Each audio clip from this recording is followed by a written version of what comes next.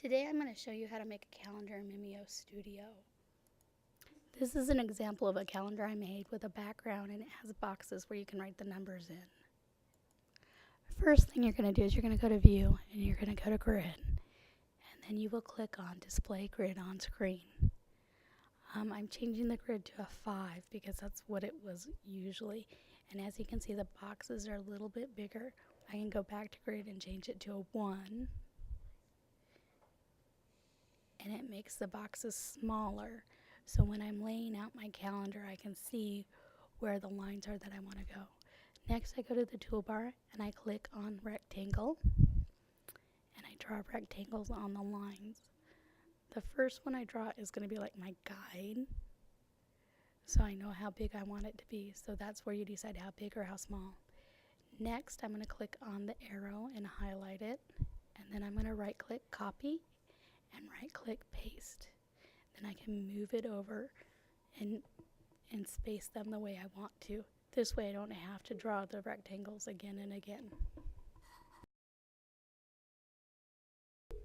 The nice thing about having the grid is you can make sure they're all even and equally spaced, and you can move them around until you're happy with the way they look. To make more, just continue to right click and copy, and then right click and paste until you have 7 of them. After you get all 7 laid out, it's always nice to go back and see full screen. Like right here, I don't like how they're so close to the left edge, so I'm going to go back and move them over just a little bit. After I've moved them all over, I can go back to the full screen view up there in the toolbar, and then I can see if I like that better. After you've got them all where you want them, then check the full screen view and make sure they're all right. Then go back and click the arrow, highlight all of them, and now you can right click copy and right click paste, and that will give you another row that you can move down. Repeat that until you have 4 weeks, or you can make it 5 if you want.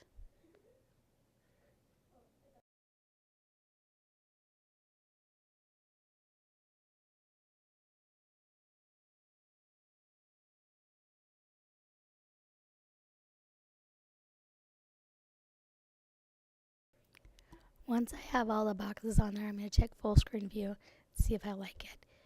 I've decided I need to move them down, so I'm going to click on the arrow, drag across all of the boxes, and that will move them as a unit.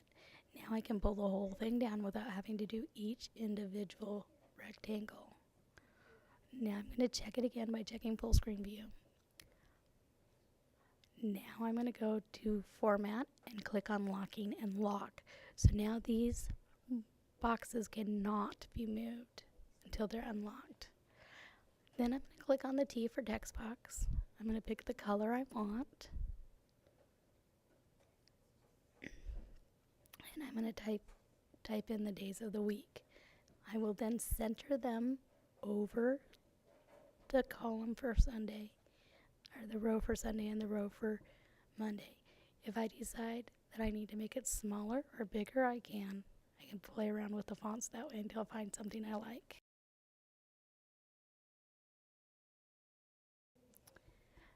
Then I'm going to click on the text box, right click copy, then right click paste, so that way I don't have to go back in and set the font and the color for each one. It's already done. I can just change the day of the week.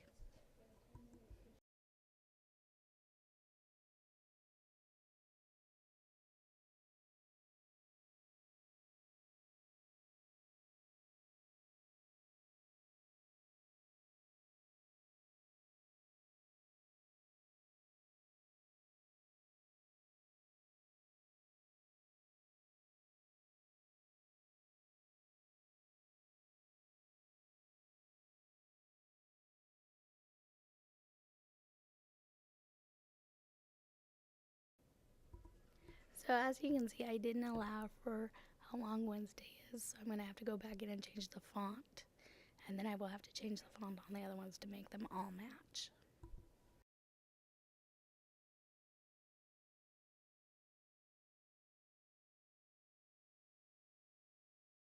Then what you can do is you can go and click on this arrow and highlight all of them, and go to format and locking and lock them down so that way the boxes and the text boxes there won't move. Then go back and make your text box for your month. After you type it in, you can center it, you can change the font on it.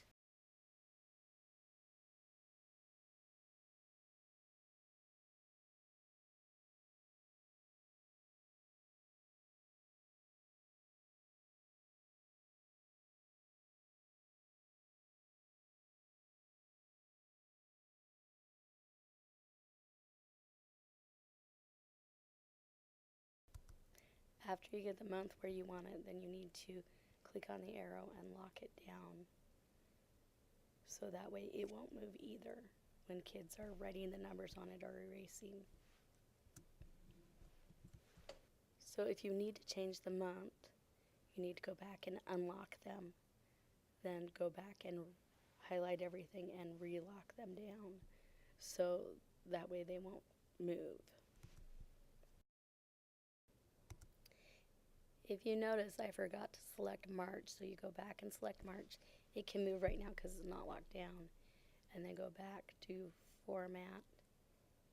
When you get it to where you want, Format, Unlocking, and then it won't be able to move anymore. Now you can begin to write in the number spots. You might want to change the thickness of your pen. You can also erase, and it will just erase the numbers. It won't erase your whole calendar.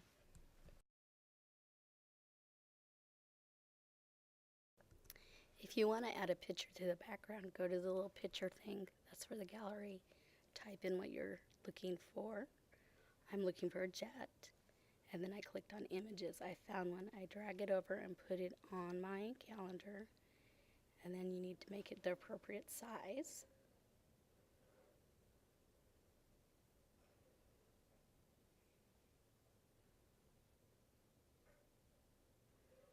So after you get it the size you want, like this one's turned, so I had to rotate it too.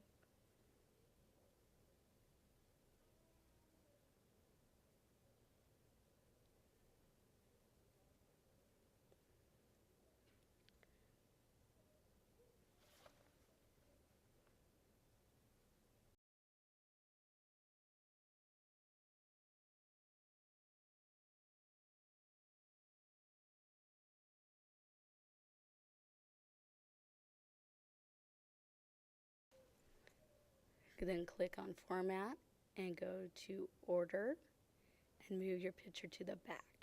And then you still have your picture and your calendar, and then you can lock it down.